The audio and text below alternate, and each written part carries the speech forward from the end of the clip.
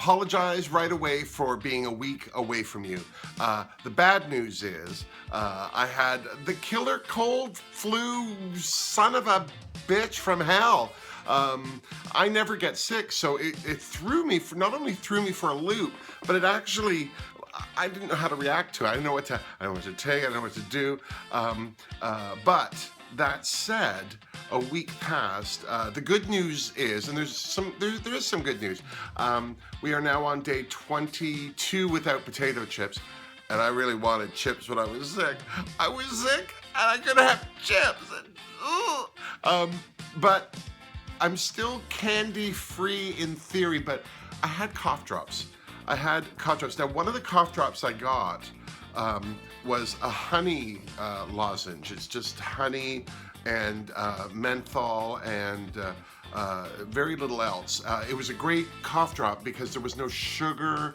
I mean, honey, yes, but no sweetener, no. So those were a saving grace for me. But that said, I'm also still I'm 2 inches down. I'm at 56 inches around my waist. During my cold, I didn't eat very much. I have to say it was a lot of soup, a lot of tea. When I did eat, it was usually like one meal, and then I was sleeping. And I was really lucky because this hit me over a few days that I had like a weekend off. But then I had to take most of last week off too. Now, here's the thing. I had to go, I still had to go out and do stuff. That's the thing when you're single and sick, you have to still do everything. There's nobody to whine. And I'm a big, huge baby. Trust me, there's a reason I wanted chips and ice cream and stuff when I was sick. Cause but now this is the thing. I don't know if I'm making a new connection or I'm just opening my eyes to the reality of life in general. But I've come to the conclusion that I've been in a very, very dysfunctional relationship with food. Not the fact that I like to eat too much of it, but it's the food I choose. Now, here's what made me think this. These hateful people at Dollarama and Winners create this gauntlet of hate. As a retailer, they want to make the most progressive sales they can. They want to beat last year's numbers. And there's no better way to do that than to put sugary, empty calorie treats and snacks into a gauntlet of hate as you're standing there waiting for that one poor person on the cash to do their job. But you don't realize that they've been trained not to get extra cashiers on there, so that all us fat bastards in line, as we're hating standing there longer and longer, go, ooh, chips. And of course, my process is, $2 chips, half the calories. They're not full calories if it's not full price. I don't really think that, but it's one of those things I say in my head to make it all better. But this is the thing, though. This is the realization I'm having. I was standing in both of these lines a couple of times over the last week, and I did not buy anything.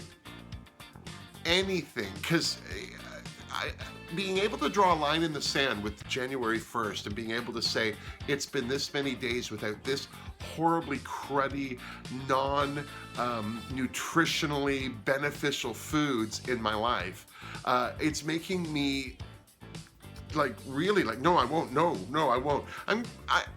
I can't even imagine right now a scenario where I will break down and eat chips, but I'm gonna have the cameras rolling when I do it, and it's not gonna be pretty. There'll be a warning, children will have to leave the room, it won't be good. But the thing I'm realizing is these foods that I'm craving and these foods that these horrible retailers put into these hate gauntlets, it's crap. It's crap. They've got it on sale for a reason. Nobody wanted it in the first place. In the case of Dollarama, some of these foodstuffs are past their sell-by date. They aren't even legally being allowed to be sold in the country they were made in. There's a lot of horrible, non-nutritious, absolutely unhealthy, unhelpful, and of no good to anybody foodstuffs in these hate gauntlets. And it just makes me feel like a big pussy, like that these retailers know, oh, we'll get those fat ones, and then I waddle in there and they get me and I buy that crap. And it's like, why am I perpetuating my own lack of health by eating crap, even if it's cheap? I should be buying expensive crap. Or at least buy crap that's made well. I mean, if you're gonna have, my attitude is, if you want butter, you should churn your own butter. If you can churn a pound of butter, eat the butter. How you did more in a day than most people. If you want bread, then knead a loaf of bread and bake it. Like, it's a lot of work. I think that we're too easy to waddle our dimpled butts to these stores and just like, oh, well, I only came for the shoes, but I need this. Moose tracks. Who needs moose tracks? No one. And so anyway, I'm because I'm not buying any of these things, but I'm staring at them. I've been addressing the fact that I still want them, and I don't understand why I still want them. I mean, obviously it's an addiction. Obviously it's a personal addiction. I'm sure lots of people have this, but a lot of people don't. A lot of people stand in a line like that and absolutely don't even think. Now, here's the thing. I'm like that with pop. I don't look at pop and go, ooh, I'd like a pop. Every once in a while, I don't mind a Cherry Coke Zero, but it's like only because if I see a Cherry Coke Zero, it's like seeing a unicorn. I have to buy a can. But short of that, I'm not a pop drinker, but lots of people are. I'm also not a big alcohol drinker, not for any reason other than I just don't do it. I don't know. A lot of people do. But I think I've been trying to address where this need, like I don't notice that I eat when I'm depressed, but I do. And I don't notice that I eat when I'm happy, but I do.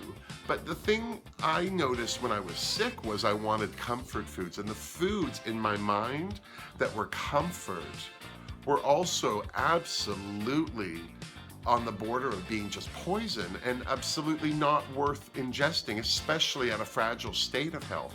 So I'm trying to take this whole no chips count thing and no candy count thing to heart more than to just see how long I can go, because I'm really making myself more aware that when I'm feeling bad, I want to feel better. And feeling better shouldn't involve putting crap in your face. So here's to 22 days chip-free, and except for the cough drops, and again, I'm not saying they're candy, but some of them were sugary, and I feel badly saying I haven't had candy. And my candy of choice, chocolate-covered jujubes. I don't know why. Oh my God, everyone else, what is it? Reese's Pieces, almond, peanut-covered M&Ms. Oh, peanut-covered M&Ms. You know what my favorite peanut thing is, though, and I used to get these all the time, again, at the counter, because they're all, oh, let's get fatty, we'll put the sugars up. You know those peanut brittles, like you get 3 for $1? Oh, it doesn't count, 3 for $1. Oh, I bought whole grain bread or pasta. I didn't actually, I haven't bought pasta in months. I got salad, oh, and these 3, they don't count at all. I haven't bought those, oh, I swear to God. I'll find out why I have this need to reward myself with unrewarding food. But I think it's an epidemic that we're all suffering from, and we'll get to it. We'll get to it. It'll be a fabulous discovery once we come across it. That said, I haven't been walking, which has been bad on a lot of levels because I haven't been able to. I've been too sick, but at the same time, I've been trying to get out. I get winded, but I'm every day. So I'm hoping today, because it's Saturday, to make 10,000 steps today. This will be my first day back to 10,000. I will be back again on Monday or Tuesday to let you know how the rest of this weekend went. Also, I didn't work out last week either because, well, you know, my only cardio last week was hacking up a lung. So my abs are doing well, is all I'm saying. But I'll be back on it. Ryan Shanahan gave me a great series for this week that are different target zones. So it'll be a good workout week, and back to the walking. And until next time, I hope that your road to health didn't involve a flu, because clearly Jesus hates me more than he hates you. I don't understand it. I always speak so well of Jesus. So good with his hands.